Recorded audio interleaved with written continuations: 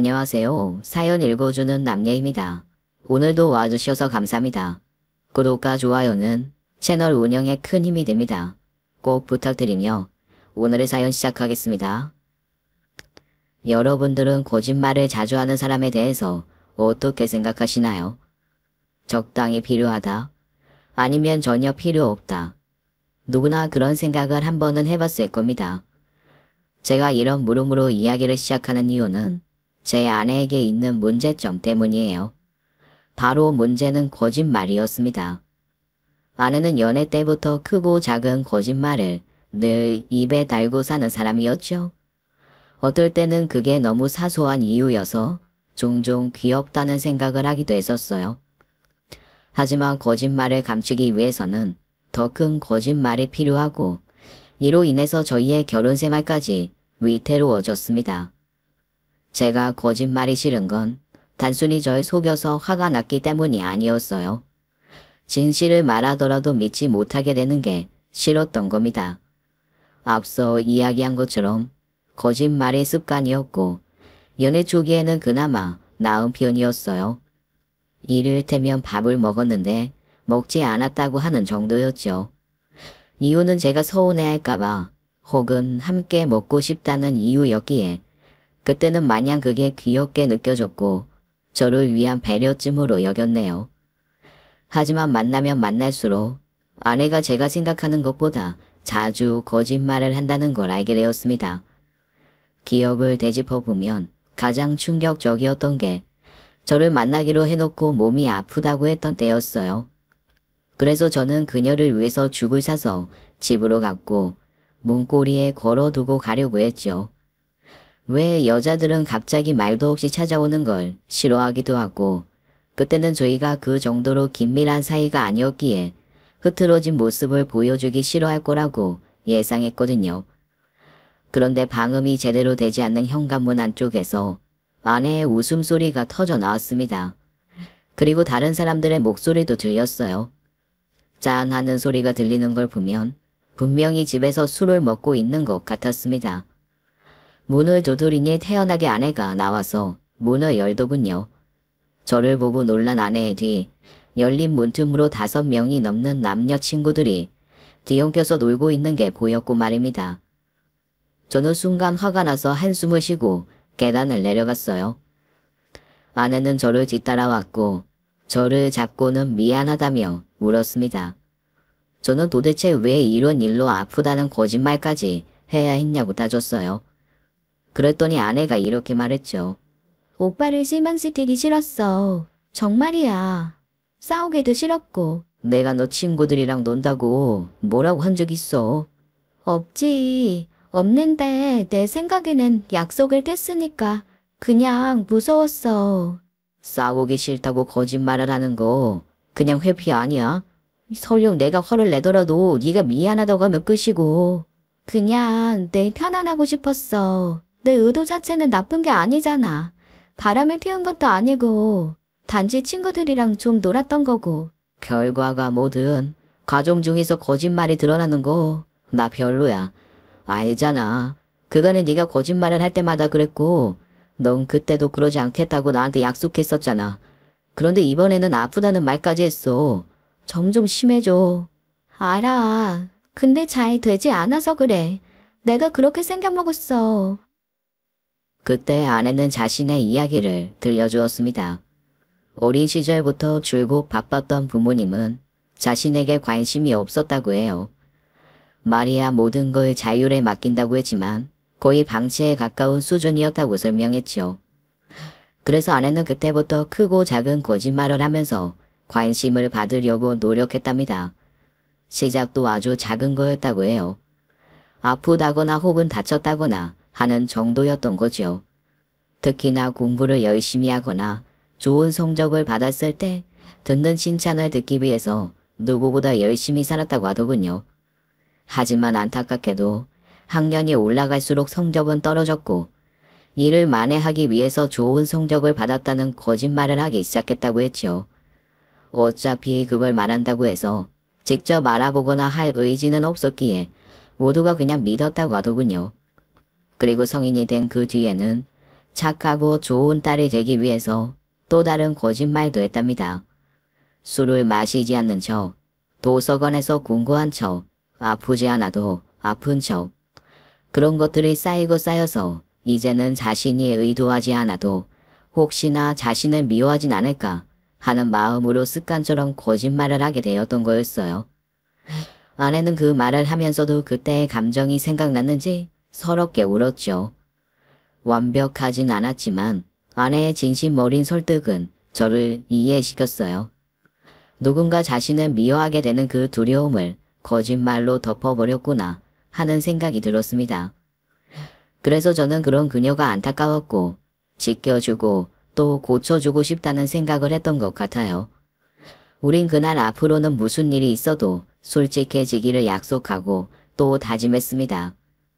하지만 오랜 기간의 학습으로 만들어진 버릇이기에 아내의 거짓말은 쉽게 고쳐지지 않았어요. 이게 굉장히 사소한 것들이라 저 역시도 그때 왜 싸우게 되었는지 기억이 나지 않았고 대충 이런 거였습니다. 어제 친구랑 어디를 갔는데 어디에서 뭘 했다 라는 말을 하고 일주일이 지나면 아내는 그때 그 친구를 만난 적이 없다고 했어요. 그리고 친구의 생일이 1년에 3번 정도일 정도로 말의 앞뒤가 맞지 않게 내뱉곤 했죠. 그래서 저는 떠보고 훔쳐보고 알아볼 필요도 없이 아내의 거짓말을 잡아낼 수 있었던 거고요. 실제로 너무 많은 거짓말을 하던 아내는 자신이 내뱉은 말의 90%는 정확히 기억하지 못하는 것 같았습니다. 그래도 제대로 물어보면 그 이유가 너무 사소했기에 그냥 넘어갔던 것 같아요. 나쁜 짓을 하거나 혹은 다른 사람을 만나서 하는 거짓말은 아니었기 때문입니다. 그저 아내는 혹시 모를 저희 사이에 문제를 일으키기 싫어하려는 방어적인 본능이 더 많았어요. 하지만 그걸 이해한다고 해도 상대가 거짓말을 하는 건 정말로 극도의 불쾌감을 유발하곤 했습니다. 애초에 싸움을 피하려고 거짓말을 하든 거짓말로 인해 싸운다면 결과는 똑같기 때문이었어요. 저는 그래서 아내를 바꾸려고 많이 노력했습니다. 어린 시절의 기억 대신에 대화를 통해 문제를 해결하는 법을 가르쳤어요. 이렇게 계속 감정에 솔직하지 않으면 문제가 더 커지는 걸 인식해. 나도 노력해볼게. 진짜 고치려고 하루에 몇 번은 다짐한다니까. 다짐으로는 안 된다고 했잖아. 대화를 해야지. 뭔가 불만이 있으면 말을 하고 내가 뭔가를 물으면 그거에 대해서 생각하지 말고 바로 대답하는 거야. 알았지? 알았어. 진짜 망설이지 않을 거야. 저는 아내를 위해서 준비한 수십 가지의 질문을 던졌고 아내는 바로바로 말하는 연습을 했습니다. 그게 큰 도움이 되지 않을지는 모르지만 적어도 서로에 대해 많은 걸 알 수 있게 해주는 부분이 분명히 있었어요. 제가 그렇게까지 노력한 곳에도 이유가 있었죠. 아내는 그 거짓말을 제외하면 모든 게 완벽한 사람이었기 때문이었어요. 성격도 좋았고 제게 잘하기도 했으며 무엇보다 제가 그녀를 많이 사랑했죠. 그런 그녀였지만 결혼을 결심한 것 역시도 앞서 말한 이유와 크게 다르지 않았어요. 거기에 하나를 추가하자면 효과가 있었는지 아내는 거짓말을 거의 하지 않게 되었습니다. 최대한 솔직하게 말해줬고 저 역시도 아내의 이야기에 귀를 기울여줬어요. 하지만 그게 착각이라는 걸 알게 된 건 얼마 지나지 않아서였습니다. 우연히 아내가 주로 쓰던 컴퓨터 검색 기록에서 거짓말 잘하는 법을 검색했다는 걸 알게 되었거든요. 그렇습니다. 아내는 거짓말을 멈춘 게 아니라 더욱 진화하고 있었던 거였어요. 저는 읽으면서 적지 않은 충격을 받았는데 내용은 대충 이랬습니다. 첫째는 너무 복잡하지 않게 거짓말을 해야 한다는 거였어요. 거짓말을 못하는 사람들의 대부분이 기억을 못하는 것부터 시작하니 거짓말에 등장할 인물들의 얼굴로 성격을 분석해두면 좋다고 했습니다. 그러니까 눈이 뾰족하고 인상이 날카로운 친구의 얼굴과 이름을 매치해놓고 오늘 그 친구와 대판 싸우느라 늦었어 라는 식으로 거짓말을 하는 거였어요. 그렇게 해두면 싸움이라는 단어에도 그 친구의 얼굴이 떠오르게 되니 기억을 할 때 유리해진다는 거였죠. 그리고 둘째는 가상이 아니라 실제가 묻어있는 가상의 이야기를 만들어내는 거였어요. 그게 저한테는 가장 충격적이었는데 거짓말에 진실을 섞으면 이야기가 풍성해진다는 내용이었습니다. 이를테면 자신의 실제 경험을 녹여서 그럴싸한 말을 만드는 거였어요. 대신 자신이 알고 있는 내용이라는 걸 내포하지 않고 거짓말에 등장하는 친구가 그런 말을 했는데 이게 맞아? 하고 시작하는 거죠. 그걸 제가 동조했을 경우에 말을 이어가면서 짜내는 형식이었습니다. 단 주의해야 할 점은 자신은 정보가 전혀 없다는 식으로 말을 해야 한다는 거였죠.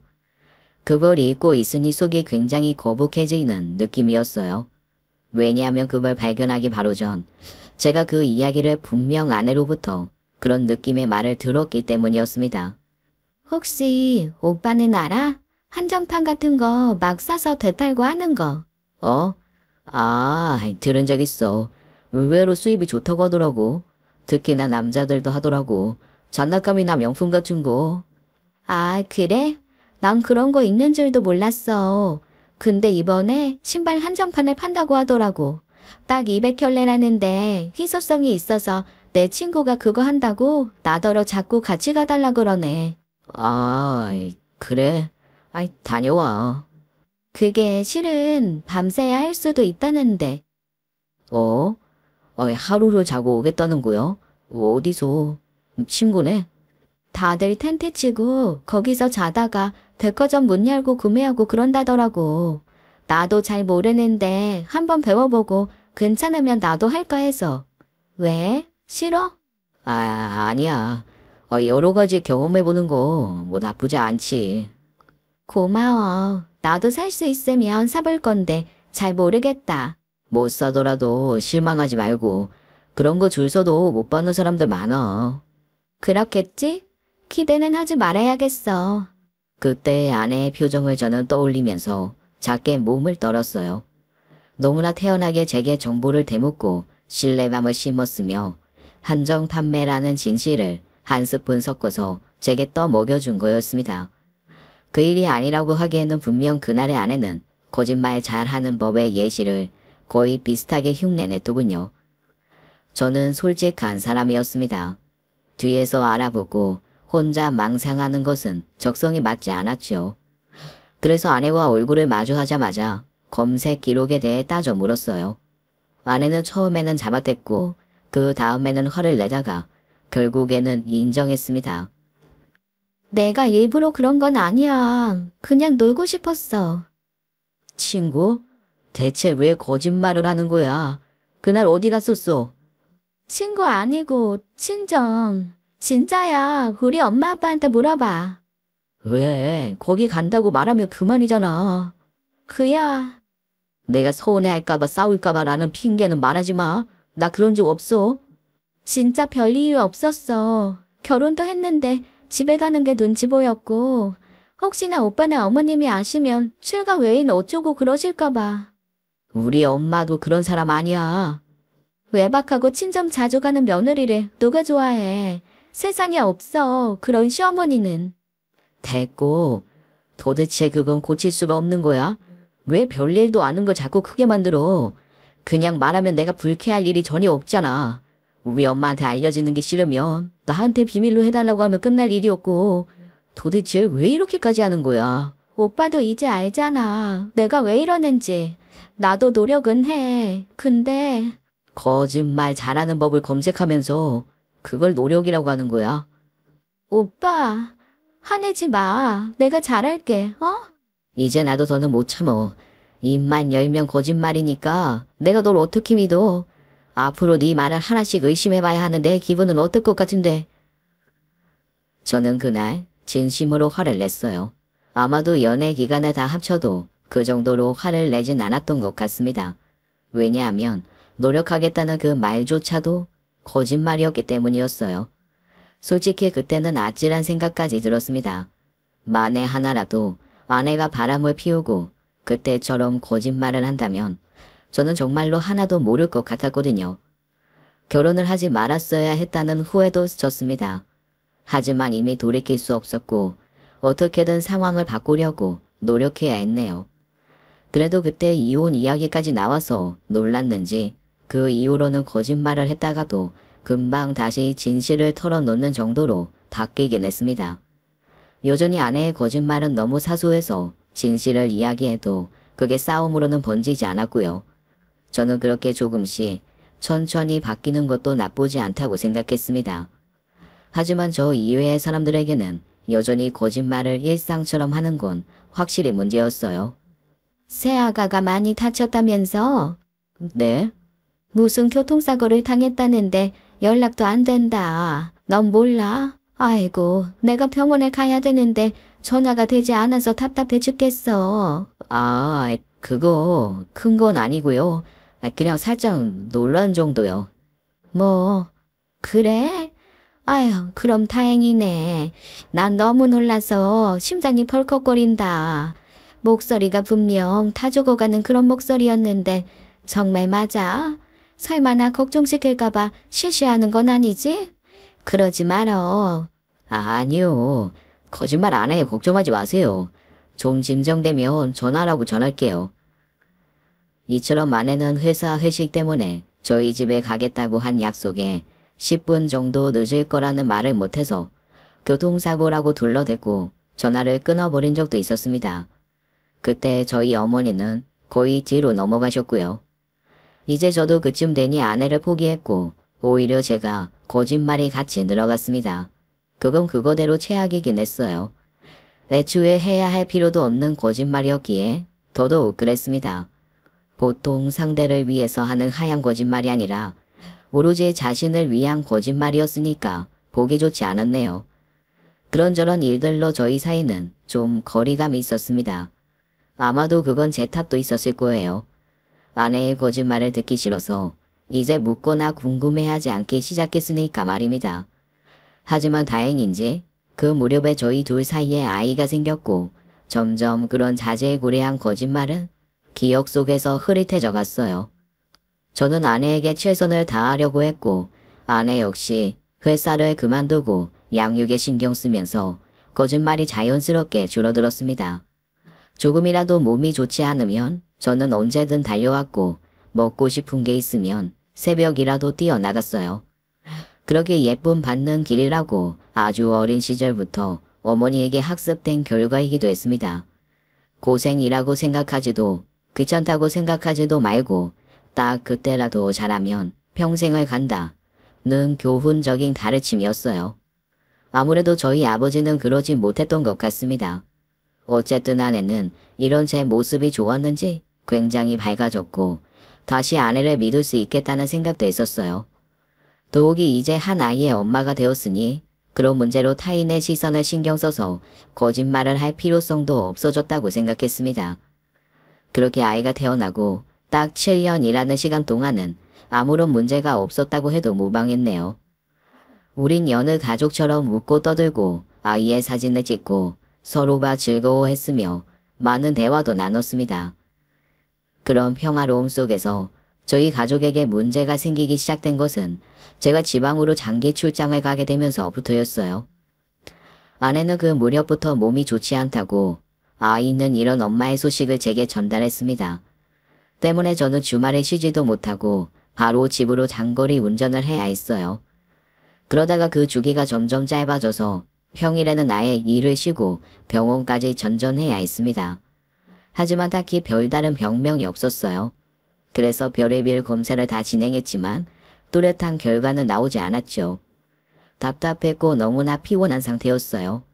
아무래도 업무량에 쫓겨서 잠을 줄여야 했는데 4시간이 넘는 거리를 운전하고 하루도 쉬지 못하는 건 죽을 맛이었습니다. 하지만 아이가 울면서 아내를 걱정하는 전화를 걸어올 때마다 달려가지 않을 수가 없었던 것 같아요. 엄마가 막 토하고 열나. 머리에서 불나 아빠. 정말? 병원은 안 갔어?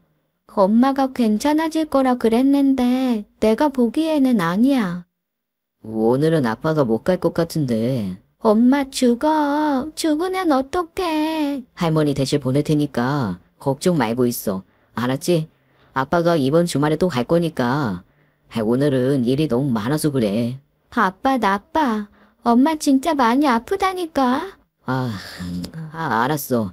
그럼 어떻게든 아빠가 방법 생각해볼게. 안 자고 기다릴 거야. 아빠 얼른 와, 얼른. 한 번은 너무 피곤한데 아이의 다급한 전화를 받았습니다. 너무 걱정돼서 일단 저희 어머니에게 부탁을 했는데 어머니 말씀으로는 아이는 울고 있는데 아내는 크게 열이 나지 않는다고 하더군요. 솔직히 말하면 그때 조금 의심이 되긴 했습니다. 그래도 애써 아니라고 부정하긴 했어요. 왜냐하면 아이들은 솔직하고 본 그대로를 이야기하기 때문이었습니다. 분명 그 사이에 약을 먹고 열이 내렸을 가능성도 충분했고요. 그래서 저는 그 바로 다음날 아침에 연차까지 써서 집으로 올라갔습니다. 다행히 아내는 큰 문제는 없었고 밤사이 많이 좋아졌다고 말하더군요. 딸이 꼬벅꼬벅 졸고 저 역시 그 모습을 보고 있으니 안타까웠습니다. 병명도 나오지 않은데 계속 몸이 좋지 않은 아내도 걱정되었고요. 저는 그래서 아내 대신 밀린 집안일도 하고 아이도 돌봐주면서 제대로 쉬지도 못하고 다시 지방으로 내려와야 했습니다. 그런데 그것도 얼마 가지 않아서 또 아이로부터 연락이 왔어요. 어쩔 수 없이 무슨 조치를 취해야겠다고 생각을 했고 자리에서 일어나다가 그 다음에 기억이 전혀 없습니다. 깨어났을 때는 이미 병원이었는데 과로에 영양결핍까지 있다고 하더군요. 나중에 알게 된 사실인데 쓰러지면서 사무실에 있던 화분 위로 넘어지는 바람에 오른쪽 팔 그리고 이마 부분을 꿰매야 했습니다. 그렇게 내리 이틀을 저는 병원에서 보내야 했고 휴대폰도 챙겨오지 못해서 가족들에게 연락을 하지 못했어요. 병원 내에서도 전화를 쓸 수는 있었지만 그때 저는 그간 제대로 잠을 자지 못해서 거의 내리 잠만 잤습니다. 그리고 퇴원 후에 사무실에서 제 핸드폰을 찾았는데 전원을 켜기 무섭게 수십 통의 부재중 메시지가 날아왔어요. 그리고 음성 녹음도 있었죠. 대부분 딸이었고 역시 아내가 아프다는 말이었어요. 아내는 매번 아프고 토하고 열이 나기를 반복했습니다. 그런데 휴대폰을 보던 와중에 희한한 부분을 발견했어요. 아내가 아플 때마다 앞선 통화에 꼭 부재중 통화가 3건 정도가 찍혀 있다는 걸 말입니다. 저는 그게 이상하다고 느꼈고 그 이전의 기록도 살폈어요. 그런데 놀라울 정도로 정확하게 3통의 전화 후 아이에게서 아내가 아프다는 연락을 받았던 게 보였습니다. 2번, 3번 확인해도 그 결과는 소름 끼칠 정도로 규칙적이었고요. 의심을 지울 수가 없어서 회사의 사정을 이야기하고 집으로 무작정 올라갔습니다. 그러는 사이에도 부재중 전화는 왔고 3통 이후에 딸의 음성 녹음이 저장되어 날아왔네요. 저는 이를 악물고 집으로 향했습니다. 그런데 아파트 입구로 들어가는 순간 아내와 딸이 밖으로 걸어 나오는 걸 발견했어요. 딸의 전화처럼 아픈 사람처럼 보이지 않았고 한 손에는 아이스크림까지 들고 있었죠. 저는 그걸 보고 거의 확신에 차서 아내를 바로 따라가 붙잡았어요. 그때 저를 발견한 2 사람의 표정은 똑같았습니다. 딸도 놀랐고 아내는 더 놀랐어요. 저는 딸의 손만 잡고는 아내에게 따라오지 말라고 경고했습니다. 제 이마의 상처며 얼굴을 보고 놀란 딸을 진정시키고 천천히 물었어요. 혹시 엄마가 너한테 거짓말 시켰어? 딸은 작게 부정했다가 이내 고개를 끄덕였습니다. 아빠 화내는 거 아니야. 그리고 리타도 아니고 알지? 아빠는 진실을 알고 싶어. 거짓말은 나쁜 거거든. 아주. 거짓말을 왜 시켰어? 내가 아빠를 보고 싶다고 하니까 이렇게 하면 올 거라고. 그랬구나. 아빠가 보고 싶어서 그랬던 거야? 응. 안 그럼 아빠를 못 볼 수도 있다고 그랬어, 엄마가. 아, 그래. 우리 딸 착하네. 딸은 놀이터에서 놀고 있어. 정말? 그럼 친구들이랑 조금만 놀게. 그래. 아빠가 베란다에서 다 보고 있을 거야. 알았지? 저는 그렇게 딸이 노는 걸 조금 보다가 집으로 올라갔습니다. 아내는 제 표정을 보고 이미 기가 팍 죽어 있더군요. 저는 이전처럼 따져 물었고 아내는 딸이 한 말을 그대로 반복했습니다. 딸이 하도 보고 싶다고 조르기도 했고 전화도 받지 않아서 어쩔 수 없었다고 말이에요. 저는 그래서 아내에게 현재 제 상황에 대해서 말했습니다. 과로로 쓰러져서 이마가 찢어진 것부터 업무에도 몹시 방해가 되고 있다는 것도요. 아이가 아무리 졸라도 넌 생각을 할 수 있잖아. 솔직히 말해. 너 애한테 시킨 거지. 지금도 거짓말 하는 거 아니야? 맞지? 아니야. 억울해. 그냥 애가 아빠 보고 싶다고 했는데 전화를 안 받고. 나 업무 중인데 계속 전화를 받을까? 그때마다 아프다고 하는 게 정상이야? 내 생각은 하나도 안 하고 어쩌면 그래. 엄마라는 사람 애한테 뭘 가르치는 거야? 설령 애가 그랬어도 당신이 같이 하지 말았어야지. 아니야. 나도 무서워서 그랬어. 놔두고 혹시나 바람 피우는 건 아닐까. 출장 가면 이상한 곳 다니는 남자들도 많다고 하니까 나는 이번엔 거짓말이 아니라 사랑을 확인하고 싶었어. 진짜야. 나쁜 의도는 아니었고 당신이 보고 싶고 그런데 방법이 없어서 그랬어. 이제 네가 무슨 말을 해도 못 믿겠어. 아니, 이제 못 믿어. 앞으로 아플 예정이면 나한테 진단 서 병령 다 끊어서 오매. 오빠, 이렇게 가버리면 난 어쩌라고. 나 쓰러졌어. 당신의 그 단순한 생각으로 벌인 일 때문에. 이게 만약에 회사가 아니라 차 아니었으면 어떨 것 같아. 아니면 당신이랑 아이랑 병원에 가는 길이었다면? 너란 여자는 정말 생각이라는 게 없어. 내가 죽어야 그 짓 안 할래? 오빠, 내가 정말 잘못했어. 나 다시는 안 그럴게. 제발. 저는 싸움의 방식이 항상 대화로 풀릴 때까지 이야기하는 것이었습니다. 하지만 아내와는 그런 게 통하지 않는다고 생각했고 마음을 닫아버리게 되더군요. 그래서 저는 제가 가장 싫어하는 회피형 인간이 되기로 했습니다. 이제 더는 그 사람이 원하는 것처럼 따라주지 않을 각오까지 했거든요. 아내도 제가 정말 화가 났다는 걸 알았는지 한동안은 저를 괴롭히진 않았습니다. 그런데 한 달쯤 흘렀을 때 아내로부터 연락이 왔어요. 그때는 아이가 아프다고 했죠. 머리가 어지러웠고 솔직히 당장이라도 달려가고 싶었지만 일단 아내부터 의심했어요. 거짓말 하는 거지? 왜? 내가 바람이라도 피울까봐?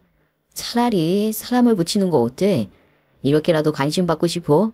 전에는 가족들도 아프다고 하더니 이번엔 우리 애가 아프다고? 그런 말을 하면서 넌 찜찜한 생각도 들지 않는 거야. 이번에는 진짜야. 아빠만 찾고. 나도 미치겠어. 정말이라고. 나 당신 말 이제 못 믿어. 아이 받고. 애가 아픈데 무슨 말을 하겠다는 거야? 안 받고. 야 그럼 나도 안 가. 내가 전에 말했지. 진단서 끊어서 말하라고. 너 자꾸 이런 식이면 나 언젠가 장거리 운전하다가 먼저 죽을 거야. 나 죽었으면 좋겠어? 그래서 나 이렇게 괴롭히려고 하는 거냐고. 좋아. 증거 줄게. 됐니? 기다려. 몇 시간 후에 제 휴대폰으로 아내가 찍은 병원 기록이 도착했습니다. 급성 장염이라고 표시가 되어 있었어요. 다행히 큰 병은 아니었지만 한편으로는 아내에게 미안해졌죠. 아무리 아내라고 해도 설마 아이가 아픈 걸로 거짓말을 하진 않았을 텐데 어쩐지 계속 그 부분이 마음에 걸리더군요. 그래서 그 뒤에는 아이가 아프다는 말에는 바로 응답하긴 했습니다. 무엇보다 꽤 오랜 기간 치료를 해야 해서 전화도 웬만하면 다 받았고요. 주말에 찾아갔더니 아이는 정말이지 계속 설사를 했습니다. 살도 이전보다 훨씬 많이 빠졌고 아내의 말이 진실이라는 걸 알게 되었고요. 그래서 아내와 아이 모두에게 사과를 했습니다. 그렇게 다시 원점으로 돌아가는 듯 했어요. 때마침 제 출장도 끝이 났고 아내가 걱정하는 일이 줄어서 안심도 되었죠. 하지만 문제는 아이가 계속 아프다는 거였어요. 이 역시 원인을 알 수 없었지만 약효가 들지 않아 다른 병원에서 각종 검사까지 받아야 했습니다. 다행히 문제는 없었고요. 그런데 속에서는 계속 이상한 마음이 들었습니다. 그래서 저는 고민하다가 한 가지 묘수를 생각했죠. 요즘 가정용 CCTV 카메라가 많은 거 아시나요? 아이들이나 반려동물을 위해서 사용한다고 해요. 인터넷 와이파이만 있으면 연결이 되어 휴대폰으로도 실시간 정보를 볼 수 있죠. 무엇보다 동작을 감지해서 일정 시간이 저장이 되기 때문에 제가 일을 해서 혹시 보지 못한다고 해도 확인이 가능하다고 하더군요. 그래서 저는 그걸 사서 연결을 한 뒤에 거실 근처 구석에 그걸 숨겨놨습니다. 그걸 숨기고 나서 휴대폰으로 확인을 하니까 안심이 되면서도 아내의 거짓말로 인해서 이렇게까지 변한 제 스스로가 너무 싫다는 느낌을 받았어요. 하지만 이번 아내의 일을 넘어서 아이에 관련한 부분이니 양심에 찔리는 건 아니었습니다. 의호흡을 확실히 해소해야만 앞으로 더 나아갈 수 있을 것 같기도 했고요. 다행히 거실과 부엌까지는 볼 수 있을 정도였고 각도 변경이 가능해서 실시간으로 아내를 볼 수 있었습니다. 그렇게 그걸 설치하고 일주일 좀 지났을 때 저는 아내의 충격적인 행동을 확인할 수 있었네요. 바로 아이가 병원에서 받은 약을 버리는 영상이었습니다. 도대체 왜? 하는 생각을 하면서도 끝까지 보았고 이윽고 아내가 그 약을 다른 약으로 교체하는 것도 보았어요. 뭔가 다른 약인 것만 보이고 정확한 명칭이 보이지 않아서 집으로 돌아와서 어떤 약으로 교체되었는지 알게 되었습니다. 그건 바로 변비약이었어요. CCTV를 보면서 보였던 정확한 약통의 색깔과 그 효과가 보이니 저는 저도 모르게 손을 덜덜덜 떨게 되었죠. 순간적으로 머릿속에 회로가 정지된 느낌이 들었어요. 자신의 거짓말을 정당화하기 위해서 아이에게 이런 짓까지 하는 여자라는 생각에 소름도 끼쳤고 말입니다. 저는 이 일을 가장 먼저 어디에 알려야 할까 했어요. 그리고 그건 아내가 거짓말을 하게 된 원인으로 자연스럽게 향하게 되었죠. 저는 장모님 댁으로 향했어요. 그리고 영상까지 보여주면서 아내가 이제까지 한 거짓말에 대해서 모두 하나도 빠뜨리지 않고 말했습니다.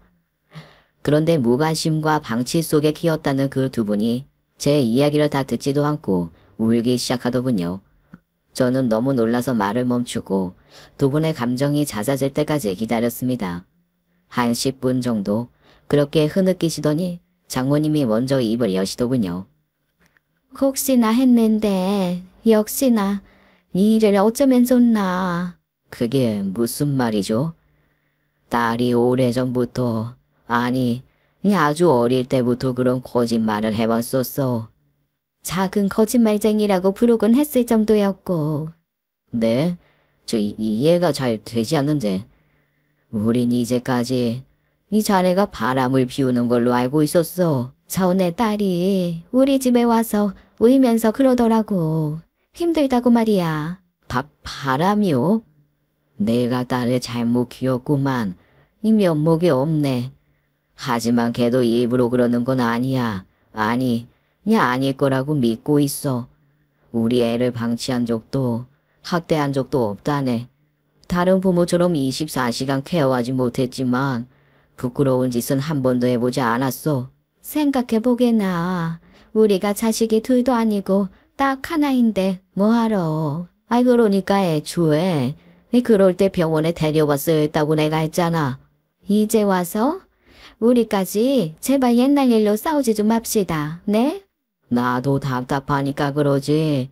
아이 대체 왜 저런 행동을 하는 거야? 우리도 그런 면을 알고 있어서 자네를 의심하진 않았어. 설마 했지만 우리 애가 자기가 낳은 딸한테까지 그런 몹쓸 짓을 할 줄은 몰랐네. 장모님은 그 말을 끝으로 거의 쓰러지듯 오열했습니다. 이 일을 어째? 제가 정말 왜 저러는 거야? 응? 그만 울고 어이제 죽을 마련을 해야지. 저러다가 사람 잡어 이 사람아.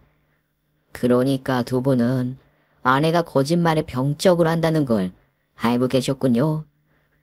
결혼을 하면서도 니 좀 나아질 줄 알았는데 그게 아니었구만. 오히려 더 진화하고 있는 기분이에요. 전에는 앞뒤 맞지 않는 정도였는데 이제는 일단 거짓말을 하고 그 뒤에 진실을 끼워 맞추려고 하고 있어요. 자신의 말의 정당성을 위해서 아이를 희생시키는 일까지 하고 있단 말이에요. 그 증상 이 어린 시절부터 지속되었었어. 우린 처음에 애정결핍 뭐 이런 거 정도로 여기고 가볍게 넘어갔지만 정도를 더해갔지. 그렇게 듣게 된 아내의 과거는 충격적이었습니다. 고작 11살의 나이부터 아내는 본격적으로 거짓말을 하기 시작했는데 그땐 그 대상이 본인이 아니라 장인 어른에게는 장모님에 관한 말을, 장모님에게는 그 반대로 했다고 해요. 이를테면 서로가 다른 사람을 만나고 있다는 그런 말이었죠. 때문에 두 분은 수차례 이혼 위기까지 겪었다고 하더군요. 서로가 아니라고 했지만 믿지 않는 상황이 벌어졌고 별거까지 하실 정도로 사이는 틀어졌다고 합니다. 당연히 그럴 수밖에 없었을 거예요. 아내는 어린아이였고 어린아이는 순수하고 어린아이가 하는 말은 사실이라고 믿었을 테니까 말입니다. 시간이 한참이나 흐른 뒤에 아내가 거짓말을 한다는 걸 알아차렸지만 부부 사이는 이미 돌이키기 힘들 정도로 갔다고 해요. 우리는 이혼 후에 재결합을 했다. 한동안 서로를 보지도 않았고 말이야. 재결합이요? 그래. 이 그때 우리 딸이 우리 집에서 조금 지내고 아내 집에서 지내고 이렇게 돌아가면서 오갔는데 이 아내가 빠지고 나니까 그때서야 보이더라고. 거짓말하는 걸 알아차린 건가요? 그래. 이 중학교 2학년일 때 그 무렵이었지.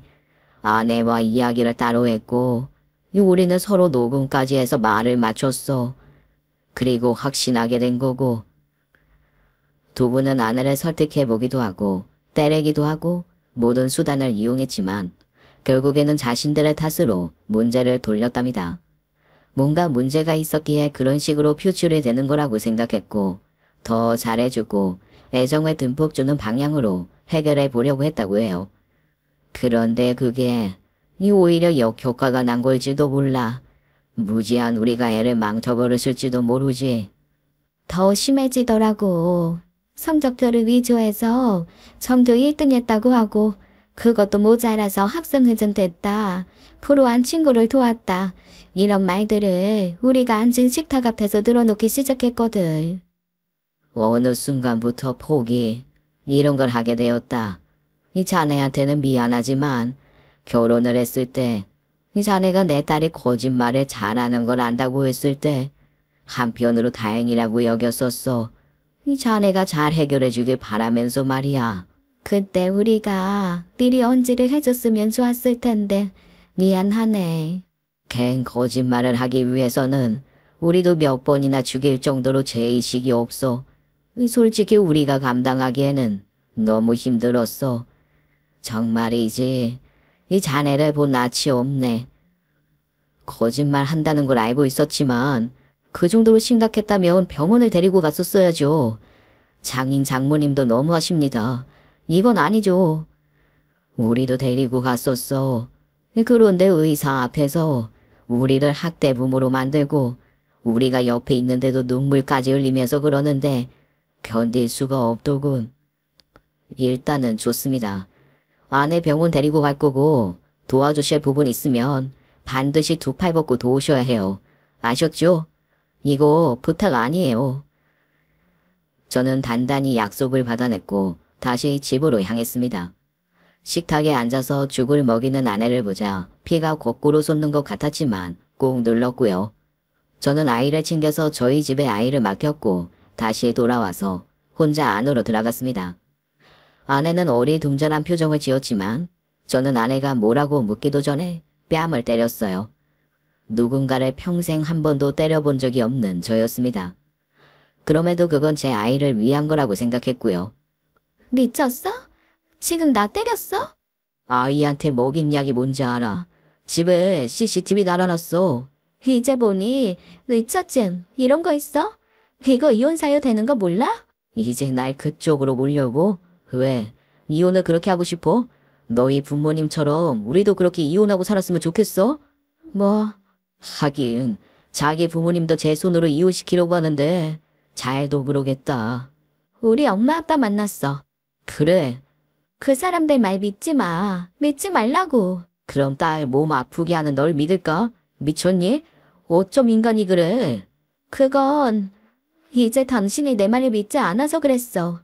정말로 딱 며칠 정도만 양도 그렇게 많이 하지 않았어. 어린아이 용이기도 하고 진짜 아팠다고. 근데 이제 내 말은 아무것도 믿지 않으니까 나도 알아. 나도 미친 거 알아. 아내는 벌겋게 얼굴이 달아오른 상태로 얼굴을 감싸고 울기 시작했습니다. 너한테 진실이 있기는 해. 어쩌면 부모를 이혼시켜, 어? 그건 진짜 아니야. 그건 우리 부모님이 잘못한 거라고. 너 나랑 병원 제대로 갈래? 아니면 진짜 이혼을 할래? 참고로 이 정도면 아니 네가 아이한테 변비약 먹인 걸로도 양육권은 내가 가질 수밖에 없어. 아이한테 접근도 못하게 내가 막을 거고 무슨 뜻인지 잘 알아들었어? 이제 선택해. 병원 갈게. 진짜 병원 가서 치료할게. 제발. 아내는 실제로도 진짜 병원 검사를 받으러 갔어요. 첫 방문에서는 간단한 부분을 체크하고 몇 분의 짧은 상담이었지만 자세한 건 꽤 시간이 걸리는 걸 작성해야 한다고 했습니다. 일종의 정신정밀 검사라고 할 수 있는데 몇 시간이 걸쳐서 작성을 하고 또 며칠 후에나 결과를 받아볼 수 있는 방식이었어요. 그렇게 받게 된 진단명은 연극성 성격장애였습니다. 연극성 성격장애가 굉장히 생소한 분들을 위해서 간략하게 남기자면 한 개인의 일상생활 전반에 걸쳐서 나타나는 감정이나 행동상의 특징을 말하는 거라고 할 수 있어요. 증상 중에서 대표적인 게 감정의 표현이 과장되고 주변의 시선과 관심을 받기 위한 특징이 있었답니다. 그러니까 거짓말을 반복적으로 하는 것 역시도 그 범주에 해당하는 거죠. 생각보다 많은 사람들이 겪는 정신병의 일종인데 인구의 2~3% 정도가 연극성 성격 장애라고 하며 여성에게 더 흔하게 나타난다고 하더군요. 그런데 의사 선생님이 이 원인은 대부분 어린 시절에 형성된 거라고 합니다. 자세한 부분은 더 상담을 해봐야 알지만 아마도 어린 시절에 아내가 겪었을 것만은 진실일 가능성이 있다고 말이에요. 그래서 저는 아내와 이 부분에 대해서 대화를 더 했습니다. 나한테까지는 관심 끌 필요 없어. 생각을 해봐. 나는 이미 다 알아. 최악도 이 정도 최악은 없어. 여기서 더 한다고 해도 달라지는 것도 없고 이혼할 생각도 아니야. 난 치료가 될 거라고 믿고 그건 당신 의지에 달렸다고 생각해. 저는 아내의 손을 잡고 부드럽게 다독였어요. 그러니까 진실만을 말해봐. 네가 아는 진실.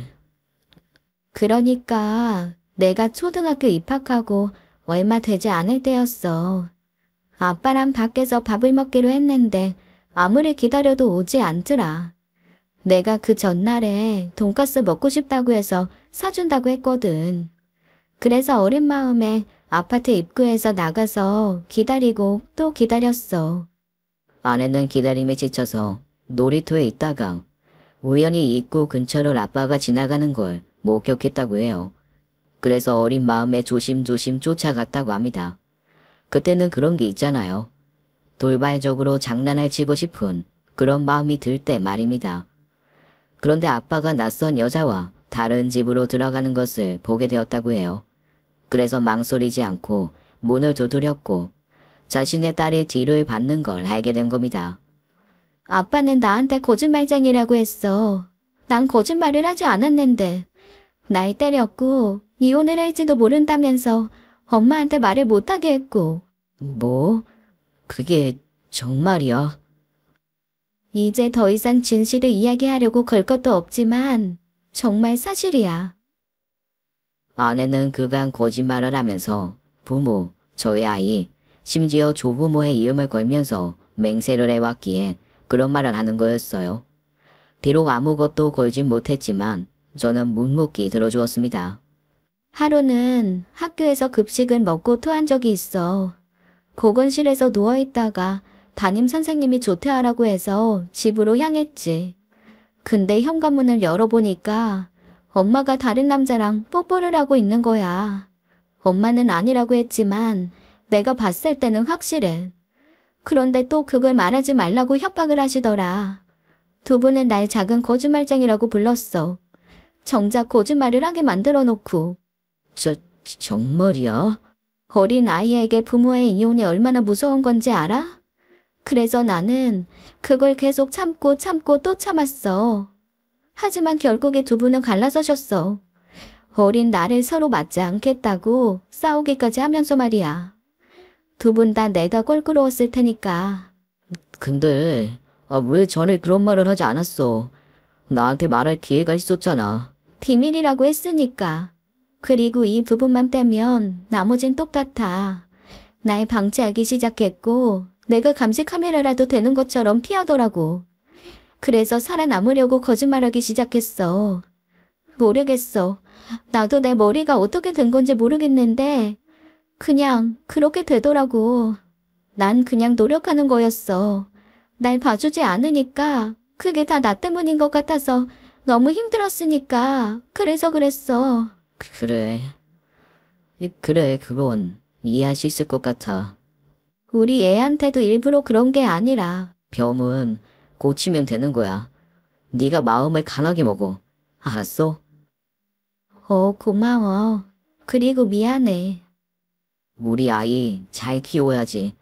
또 어린 시절 당신처럼 외롭게 하지 말자. 내가 정말 미쳤었나 봐. 단순히 지독하고 못된 습관인 줄 알았던 아내의 거짓말은 진짜 마음의 병이었어요.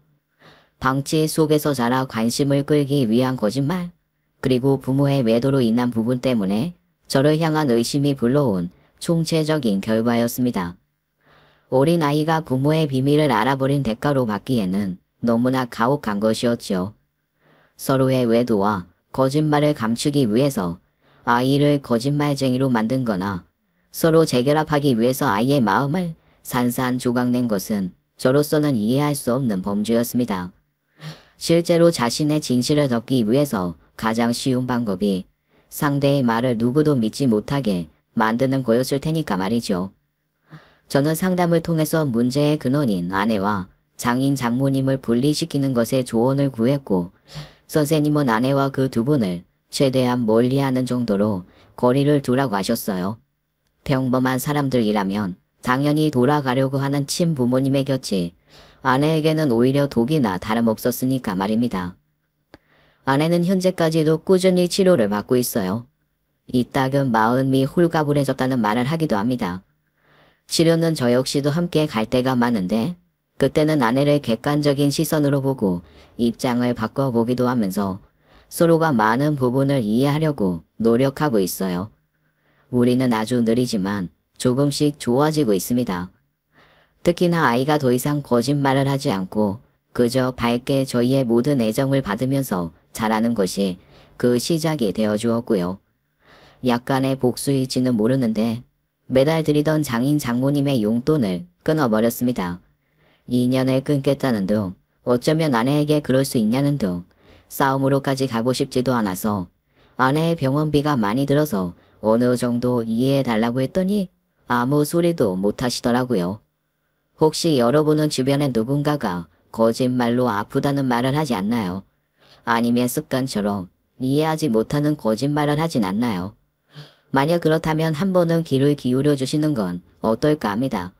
몸이 아프진 않을지 몰라도 마음은 아플 수도 있거든요. 거짓말을 잘하는 방법에서 어느 정도의 진실이 필요하다는 거, 그건 정말인 것 같습니다. 어쩌면 그 거짓말 속에서 단 1%의 진실이 숨어 있는 걸지도 모르는 거죠. 저는 앞으로 이 상황을 잘 이겨내려고 합니다. 힘이 들어도 이제 가족이니까 말이에요. 지금까지 사연 읽어주는 남녀였습니다. 끝까지 함께 해주신 여러분 감사드리며 저희는 다음 사연으로 돌아올게요. 감사합니다.